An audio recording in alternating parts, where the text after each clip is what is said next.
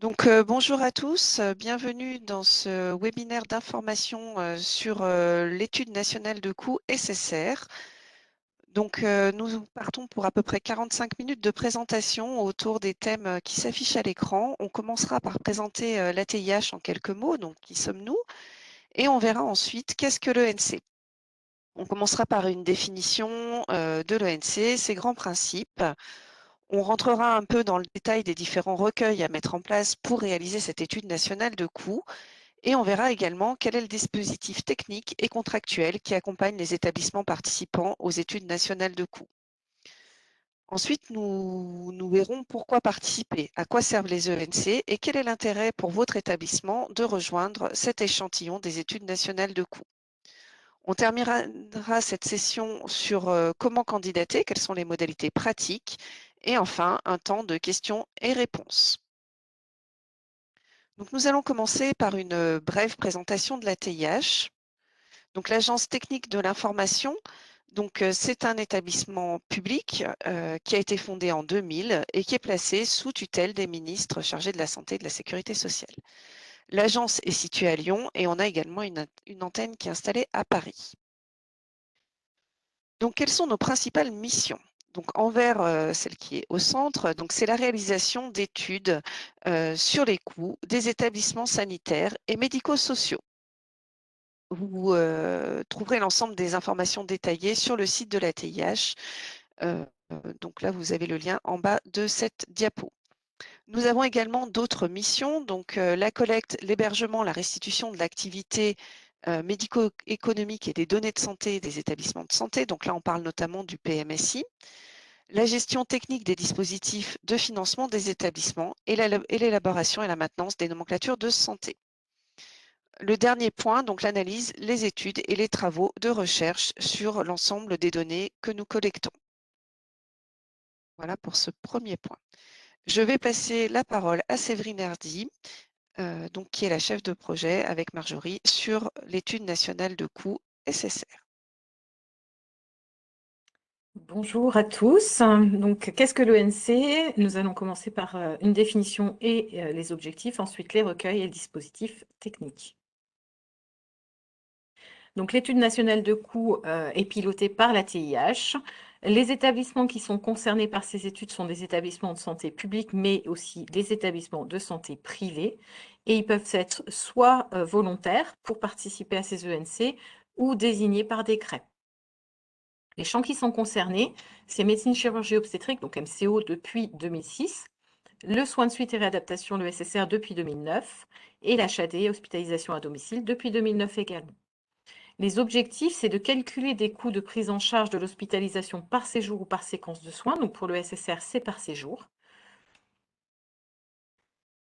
Donc, on va vous présenter dans cette session des diapositives qui sont sur fond rose, comme celle-ci, qu'on appelle exemple fil rouge, pour vous présenter au fur et à mesure en fait, les restitutions qu'on va retrouver des éléments de l'ENC.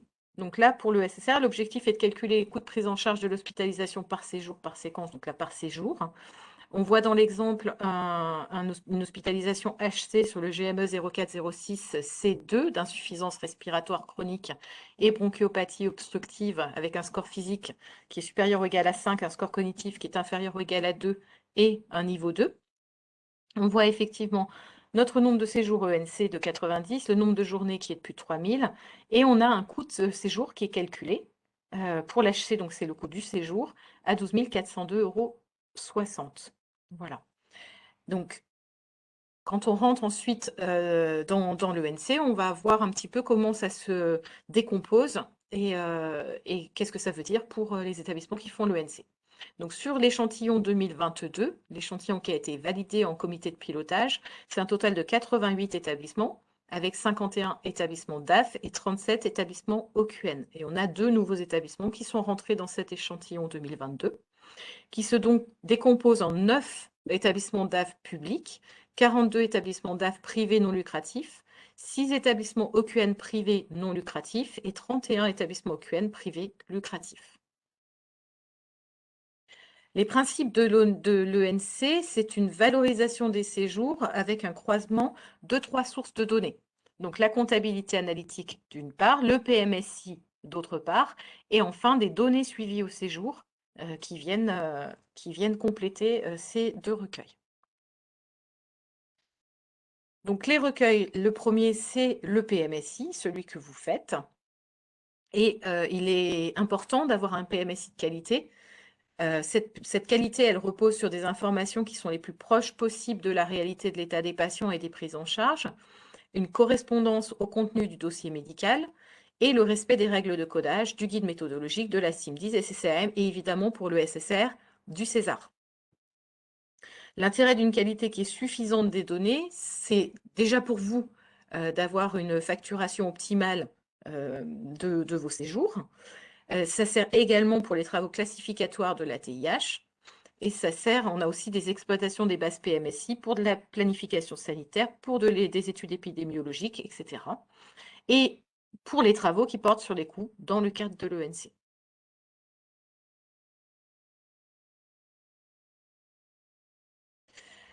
Le deuxième recueil, c'est celui de la comptabilité analytique.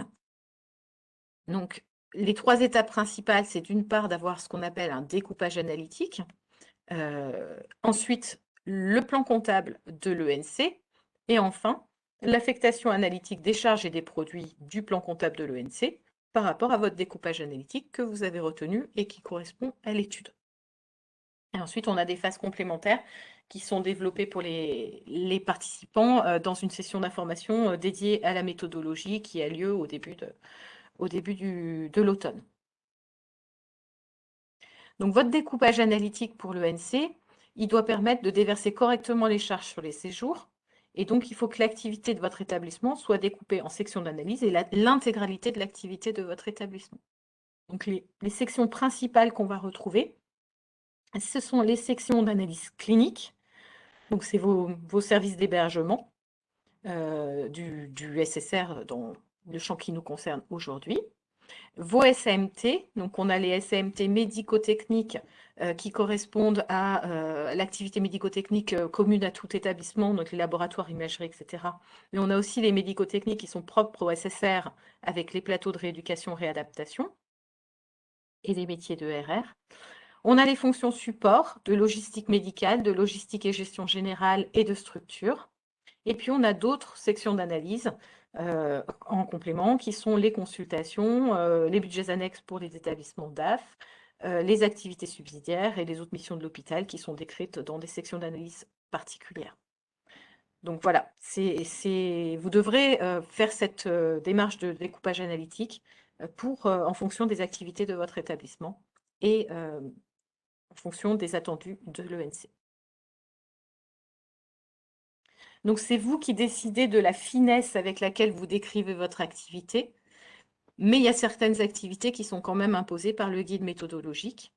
Et votre découpage analytique, il doit être compatible avec celui que vous mettez en place dans les différents logiciels qui vont servir à votre comptabilité analytique. Donc, vos logiciels de paye, de comptabilité analytique même, de gestion des stocks, du PMSI. Il y a toute cette correspondance qui doit exister. On garde quand même un principe, c'est que la robustesse des données doit toujours primer sur la finesse. Donc le deuxième point, c'est le périmètre comptable de l'ENC. Donc on a un plan comptable ENC qui est construit sur la base du plan comptable hospitalier et du plan comptable général. Et vous pouvez le retrouver sur le site de la TIH. Donc vous allez le retrouver sur la page qui correspond à l'ENC SSR. La saisie des données comptables, elle s'appuie sur la balance de sortie des comptes du résultat principal pour les établissements DAF et sur la balance de clôture des comptes de gestion pour les établissements OQN. Donc, pourquoi est-ce qu'on a un plan comptable spécifique? C'est parce qu'on a besoin de fournir à l'ensemble des établissements, qu'ils soient publics ou privés, une base commune de comptes et d'intitulés, et donc de classement des charges et des produits qui permettent de faire l'étude de façon homogène pour l'ensemble des établissements. Et donc, du coup, ça permet effectivement d'affecter sur les sections d'analyse les charges et les produits d'une façon qui est commune à tous les établissements. Donc, ça veut dire que pour les établissements qui vont faire l'ENC, il faudra quand même vérifier que votre plan comptable vous permet de renseigner le plan comptable de l'ENC de façon appropriée pour que le travail soit le plus facile possible et réalisable. Sur l'affectation des charges et des produits, donc ça c'est la troisième étape, eh bien c'est la partie de comptabilité analytique à proprement parler. On va affecter les charges sur les sections d'analyse. Quelle est la consommation de ressources sur chacune des sections? Et on va venir, du coup, pour chacun des comptes, indiquer dans quelle section d'analyse clinique, dans quelle section d'analyse médico-technique, dans quelle section de logistique médicale, générale, etc., ces charges s'imputent analytiquement. Donc là, si on regarde un petit peu comment ça se traduit dans le référentiel de coûts, donc là, on est sur celui des DAF en 2019, pour le GME qu'on a commencé à regarder en début de présentation. Donc là, on voit que notre coût de 12 402,60 €, il se décompose dans différents postes de charges. Donc les charges directes pour 1 101 €, les dépenses cliniques pour 6 325 €, les dépenses de plateau médico-technique pour 134 €, les dépenses de plateau de rééducation et réadaptation pour 48 €, les dépenses de métier de RR pour 887 €, les sessions spécifiques SSR pour 11 €, la logistique médicale 301, la logistique et gestion générale pour 3 596 et la structure pour 804. Donc ça, c'est ce qui sort en fait des données de l'ENC. On a cette vision du découpage du coût du séjour en fonction des différentes sections analytiques qui ont été concerné ce séjour.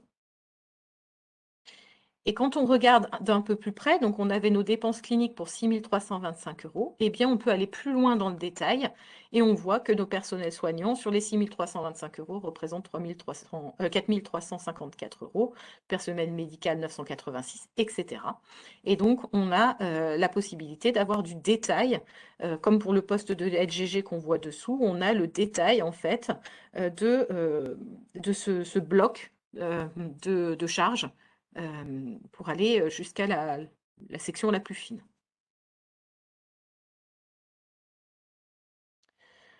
Sur nos données qui sont suivies au séjour, donc qui est notre troisième module, donc on avait le PMSI, on avait la comptabilité analytique et on a nos données suivies au séjour. Donc elles sont à recueillir avec les bases de PMSI validées ARS, donc ça c'est notre source pour identifier nos séjours, et on a nos données par séjour. Et ça nécessite la mise en place de recueils spécifiques en amont de l'étude ENC. Donc, si on rentre dans les principaux recueils au séjour, donc on a nos consommations d'unités d'œuvre par séjour avec les CIPS, hein, donc les recueils de l'activité des personnels soignants réalisés, donc qui doit être fait pour tous les RHS. Et on a un minutage des actes de RR qui est fait pour tous les actes du César, dont les actes CCM de RR. Donc ça, c'est les deux recueils qui sont vraiment spécifiques à l'ENCSSR, qui sont obligatoires et indispensables pour tous les séjours. On a nos charges médicales par séjour, donc les spécialités pharmaceutiques, les éventuels produits sanguins labiles, la sous-traitance, les consommables médicaux, les matériels médicaux, les honoraires lorsqu'il y en a. Pour chacun, il y a des taux de suivi à atteindre qui sont variables et qui sont décrits dans la charte qualité. Donc, on a par exemple un taux de suivi attendu sur les spécialités pharmaceutiques de 70%. Et on a d'autres recueils qui sont pour les établissements qui seraient concernés par des activités médico-techniques en interne. On a des recueils d'unités d'œuvre au séjour avec les baies de laboratoire, les ICR d'imagerie, les ICR d'exploration fonctionnelle, qui seront attendus pour les SAMT internes. Quand elles sont en sous-traitance, on a vu qu'elles étaient dans les charges médicales par séjour. Voilà, pour chacun de ces recueils, on a des formats de fichiers spécifiques à transmettre pour les besoins de l'ENC, et qui seront à transmettre à l'ATIH. Donc, si on continue notre fil rouge des données qu'on trouve dans Scan Santé et dans notre référentiel, on voit que nos charges directes qui étaient de 1 101 €, on retrouve la déclinaison de ces charges avec les spécialités pharmaceutiques traceurs, hors traceurs, les médicaments sous ATU, les produits sanguins labiles, etc. Et donc, on a la possibilité de rentrer dans ce détail-là pour voir de quoi sont composées les charges qui ont été engagées pour la réalisation de ces séjours.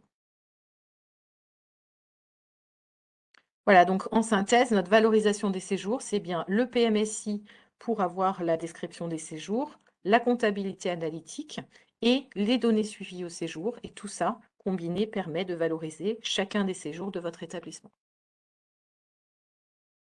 On retrouve donc, il y avait tout au long du fil rouge un exemple sur un GME, mais évidemment tous les GME se retrouvent dans notre référentiel et voilà, vous avez un extrait de cette base de coûts ENC qui est disponible dans Scan Santé et qui vous fait cette description de chacun des GME qui sont présents.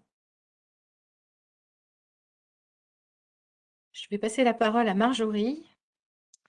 Bonjour à tous. Donc maintenant, on va voir le dispositif technique et contractuel de l'ENC. On t'entend d'un peu loin, Marjorie. Ah, C'est là, vous m'entendez c'est bon. mieux? C'est bon, ok.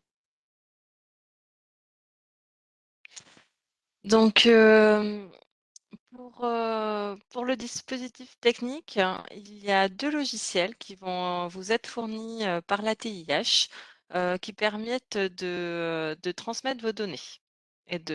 Donc, pour Arcane, qui est le logiciel qui permet de rentrer votre découpage analytique et de remplir vos phases comptables et analytiques. Aramis, c'est un autre logiciel qui vous permet de faire votre suivi au séjour, enfin de remplir votre suivi au séjour et rapatrier les informations du PMSI. Donc ces deux logiciels communiquent entre eux et voilà. Également, il y aura une plateforme qui est mise en place pour les participants à l'ENC. Donc on vous a mis le lien ici, qui est accessible à partir du site internet de la TIH, mais il faut détenir un compte plage pour y accéder. Donc, si vous participez à l'ENC, du coup, il faudra pouvoir vous connecter à cette plateforme. Cette plateforme, elle permet de gérer donc le dépôt des différents fichiers, la production des tableaux de contrôle, parce qu'en fait, quand vous allez déposer vos différents fichiers de recueil, des tableaux de contrôle vont être générés pour voir s'il n'y a pas d'anomalie ou d'atypie dans ce que vous avez déposé. Et il vous permettra de faire les différentes étapes du processus. Donc, au niveau de la documentation, donc, tout est disponible sur le site de la TIH dans la rubrique ENC. Donc, il y a le guide méthodologique.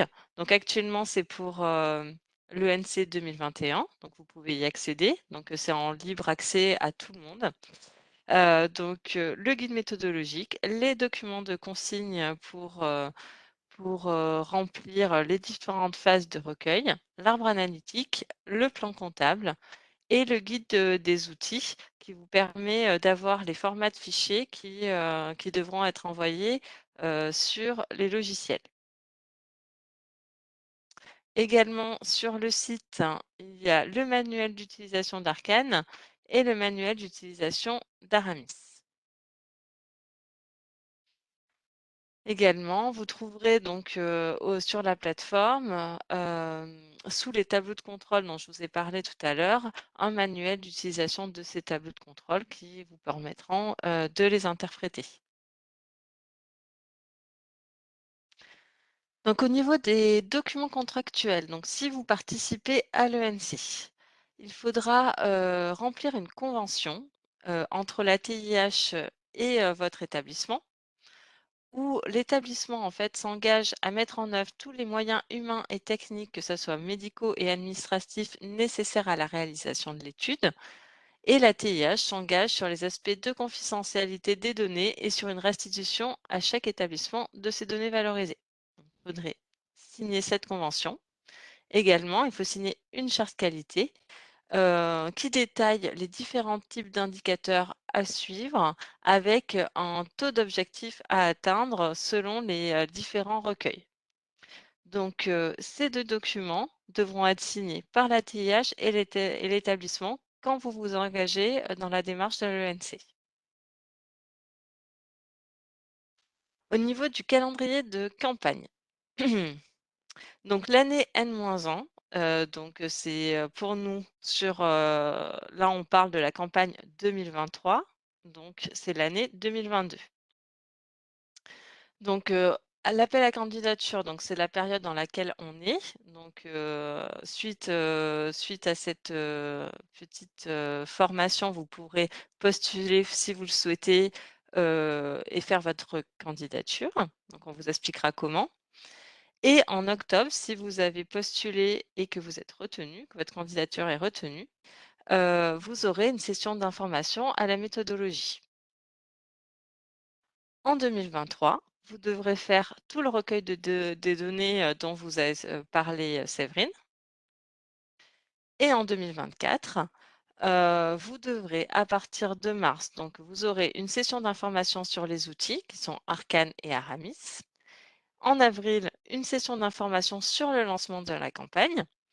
Et à partir d'avril, vous pourrez commencer à transmettre vos informations sur les logiciels qui vous auront été donnés, donc Arcane et Aramis, et après vous les transmettrez sur la plateforme qu'on vous a indiqué. Donc de juin à septembre, vous pourrez transmettre vos données.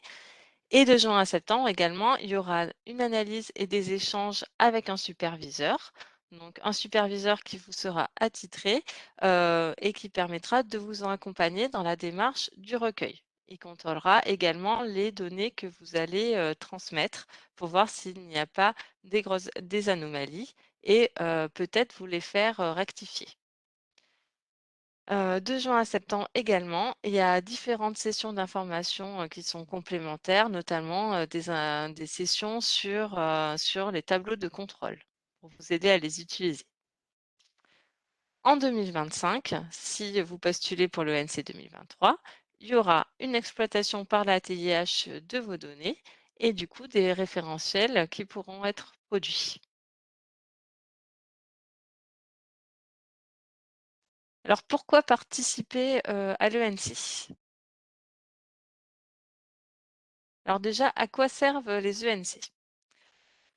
Donc les coûts de prise en charge obtenus sont utilisés donc pour ce qu'on a vu, donc produire des référentiels de coûts, donc soit des coûts moyens nationaux par groupe homogène de malades en MCO, soit des groupes médicaux économiques en SSR ou groupes homogènes de prise en charge en HAD.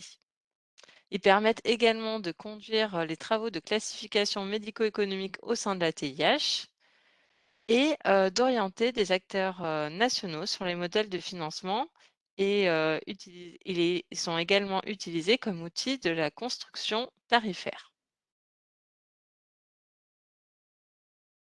Alors pour un établissement, l'intérêt de rejoindre l'ENC, il est multiple. Il permet pour vous de disposer de vos propres coûts pour tous les séjours ou séquences. Donc, si c'est pour HAD, mais pour les séjours si vous êtes en SSR, réalisés dans l'année. Identifier et centraliser toutes les données de coûts, que ce soit les dépenses médicales, la paie, les achats, etc. Consolider vos outils de contrôle de gestion en interne. Permettre également de fédérer vos équipes autour d'un objectif commun, parce que vous verrez, comme on le verra sur une slide suivante, il faudra fédérer l'ensemble des équipes pour pouvoir avoir une équipe projet pour pouvoir réaliser l'ENC. Et l'ENC vous permettra également de comparer vos coûts à ceux d'un référentiel. Alors, au niveau du financement, donc il existe un financement pour les établissements qui participent à l'ENC-SSR. Donc, il y a une part fixe qui est de 35 000 € pour tous les établissements participants, quelle que soit leur taille. Donc, ces 35 000 € seront versés au moment de votre signature de la convention. Ensuite, il y a une part variable qui dépend de votre taille d'établissement. Donc, par RHA, vous aurez 70 centimes. Également, il y a une part variable qui dépend de la qualité de vos données. Donc, il y a une majoration qualité qui est de 10 000 € ou 8 000 € selon que vous envoyez des données de qualité ou qu'on a eu besoin de les retraiter ou pas. Mais également, il y a des pénalités pour non-qualité. Si vos données ne sont pas satisfaisantes, ne sont pas intégrées dans le référentiel de coût, on enlève 50 % du financement, donc de la part fixe plus la part variable RHA. Donc on divise par 2 si vos données ne peuvent pas être intégrées à la base de coûts. Également, vous avez une part variable selon les dates de validation. Vous avez une prime si vous déposez vos données avant le 15 juin. Donc, vous, ça sera 2024.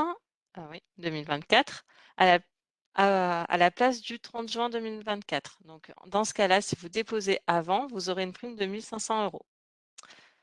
Il y a également une prime de dernière date anticipée de validation. Si vous déposez au 15 septembre 2024 à la place du 30 septembre 2024, vous recevrez 1 500 € supplémentaires. Et il y a une prime pour le respect de la date de dernière validation qui est au 30 septembre. Donc, ça sera 1 500 €. Par contre, si vous ne respectez pas ces dates de validation, il y aura également des pénalités, donc 600 € par semaine de retard ou 300 € si vous êtes nouveau participant. Alors, pour vous donner une idée, on a pris l'exemple d'un établissement SSR qui réalise environ 7 500 RHA, qui a transmis ces données dans les délais anticipés, donc avec les primes anticipées, et des données de qualité. Donc, dans ce cas-là, son financement sera de 53 000 €.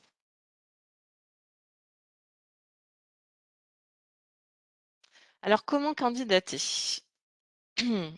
Donc, vous pouvez vous rendre sur l'adresse suivante et déposer votre fichier de candidature que vous pourrez télécharger à cette adresse. Donc, on vous enverra le PowerPoint à la fin de cette formation. Donc, vous aurez toutes les informations pour vous inscrire. Donc, ce questionnaire doit être rempli et envoyé avant le 16 mai 2022.